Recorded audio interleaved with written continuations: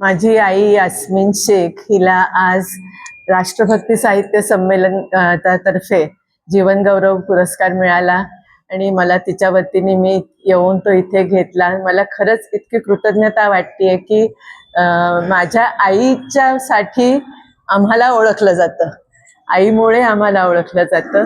आईचा हा जीवन गौरव पुरस्कार तिच्या मराठीच्या ध्यासामुळेच तिला मिळालेला आहे आणि तिचा ध्यास हे मराठी माझी मातृभाषा आहे हा तिचा ध्यास आहे। आणि जीवन गौरव पुरस्काराच्या निमित्ताने देखील तोच मुद्दा तिने परत पुढे आणलेला आहे की मराठी भाषेमध्ये जे शब्द आहेत, मराठी भाषेचे जे समृद्ध आपल्याकडे शब्द संपत्ती आहे ती वापरा।